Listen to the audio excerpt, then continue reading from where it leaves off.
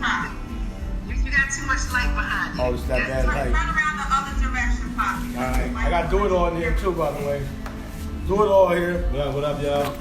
Good to see you. What up, man? How you doing, man? What up, lioness? Hey, let me go switch seats. I'm gonna switch seats with her. I'm good. All right, everybody. If you don't know, now you know. I just also want to, bring to you. We couldn't make this happen, and thank you very much, Dusko Covington, otherwise known as my little brother from another mother that I gotta keep. Sometimes feel like I don't want to smother, but that's my little Dane Dash. Thank you, Dapper Dane, for making it here, for ensuring that we have this platform within the Lion's Den. So I'm sure you probably got a lot to say, but we only got a few minutes left. Well, first and foremost, it's an honor to be on your first show, your first project. It's always an honor to be with the Mayor Patterson. It's always an honor to be with the legislators.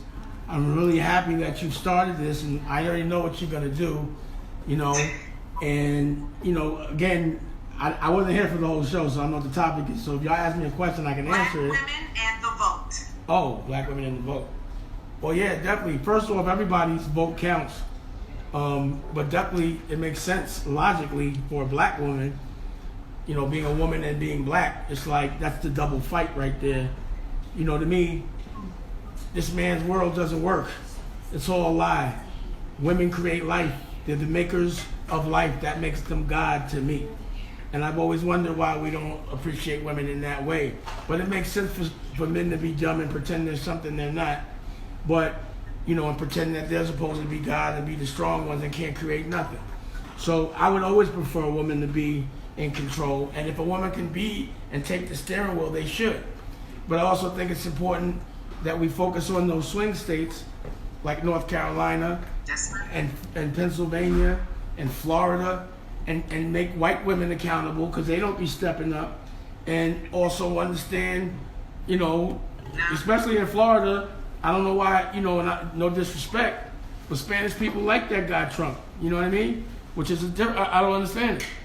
But I do think we got to take Florida and North Carolina. We only down about 2-3%, and 30 black people represent 30% of the vote out there. So that means that black people, black women, black men can actually make it where a Republican state finally turns into a Democratic state. So that could be a historic narrative. So it's important for us to understand that.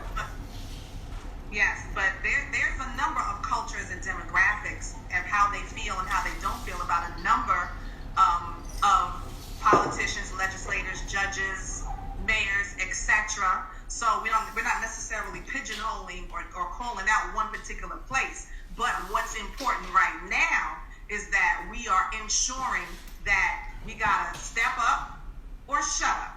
That's November 3rd. and then also knowing that, we should take the election, but it don't mean everything gonna be all right. So we have to know that we have to take control of the narrative, because I don't care who the president is, I'm gonna get some money. Ain't nothing stopping me from eating or my family. I don't care who the president is. And I don't care if it's a recession, I'm gonna still get money. I don't do what everybody else does, but I know what we need to do. It's a new world. The old world is over. Whoever's prepared for the old world is late. So I think this new narrative, the new story that should be told is us coming out on top. We'll make people accountable on the other side. And look, we got Mayor Patterson got to be the governor, or at least the president at some point. It's inevitable. That was going to be my next question. That was going to be my next question, and thank you. Hold on. My thing is, Mayor Shawn, Sister Leader, Sister Lioness, once, your terms, if they are term limits, if they expire, what's next?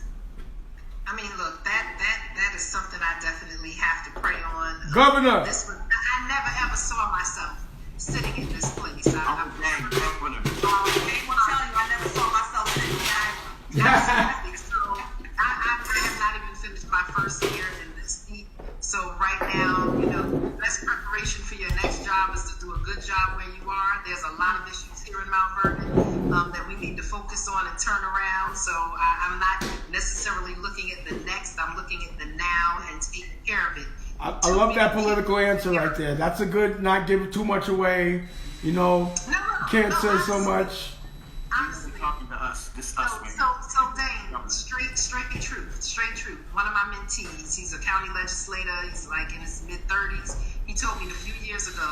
He said most people who are elected, the first thing that they're supposed to focus on is serving their constituents. The next thing that they're supposed to focus on is staying in office or their next office. He said, unfortunately, too many elected officials forget the first and only focus on the second.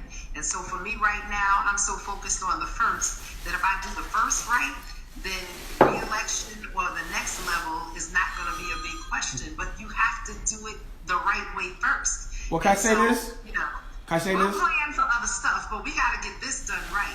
Can I say this? Times officials don't. You've been doing it right so far. And just logically speaking, if you do everything right, which you have been doing, the trajectory is the next level would be governor. So if you do this right, I believe it or not, I agree with Pop because honestly, while I understand, you know, and thank you, so to my boo thing, Anisha Jacko Duhaney, she said Jeremiah 29, verse 11, for I know the plans that I have for you. Plans to prosper you. So basically, if he is able to provide you with the mayorship in a town, he's absolutely holding you accountable for his souls of the town, for when and preparing you for your next level of what's coming. So I'm here to speak on behalf of the lionesses, the queen lionesses, the queens in training, and the present queens to say there will be no sister shaming because we will show up and show out to ensure that you are propelled to the next level because God said so. You are anointed and appointed at this time and this moment to hear that. So just receive it. I receive it. I have a question. For our brothers because we're talking about black women in the vote.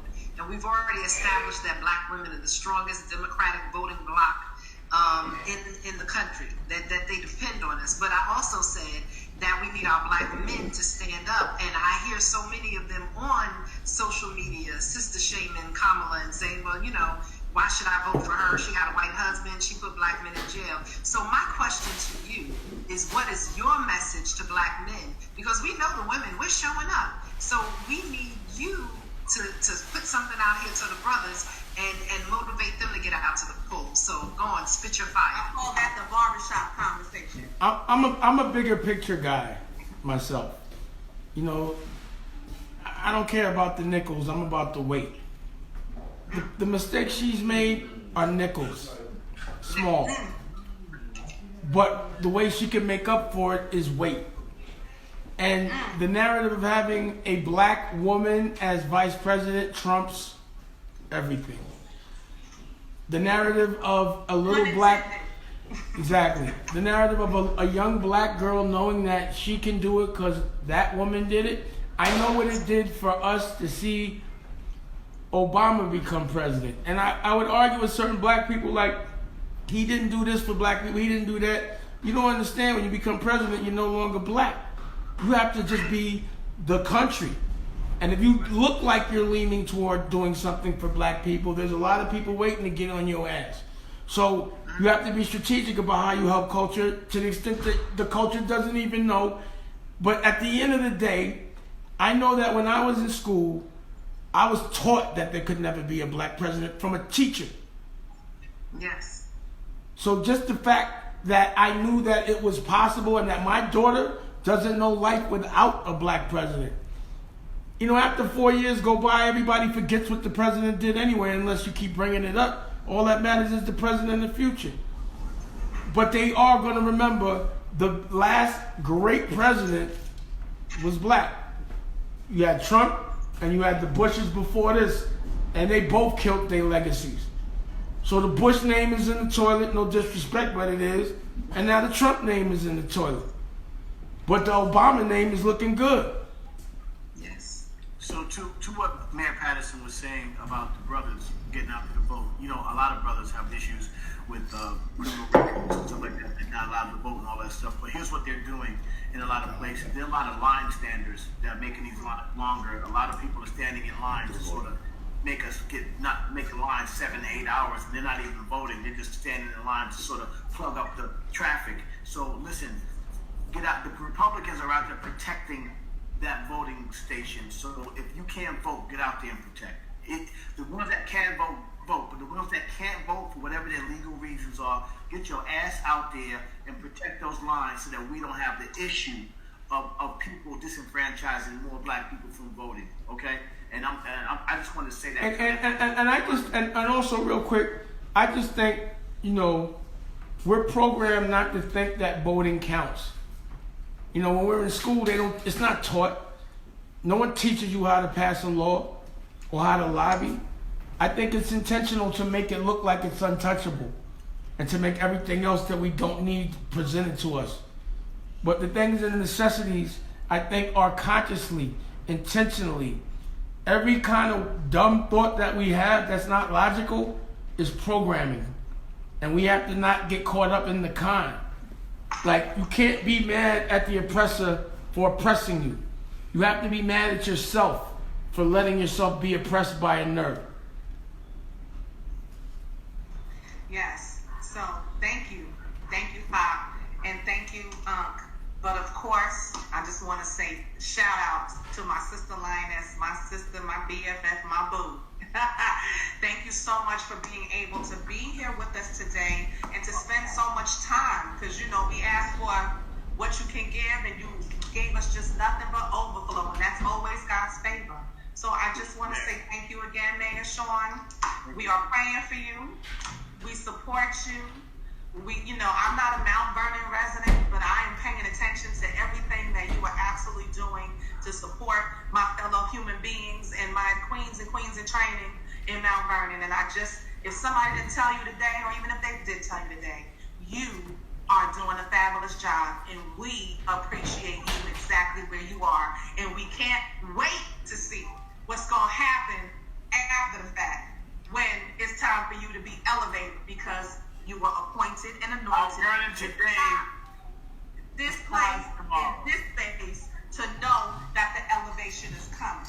So when somebody asks who chose you, you can tell them she ready. Oh, so good, so good. I want to say before we go, congratulations, Lioness, congratulations, Lays, congratulations, OSG, on the launch of the Lion's Den. I know great things are going to come. OSG has been a blessing to me, and I look forward to what we're going to do in the future.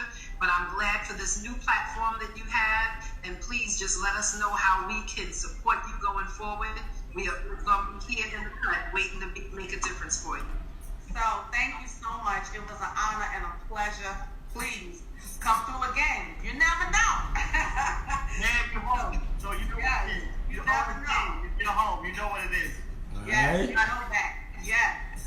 So at this time, Congratulations. Now open. Yeah. Project.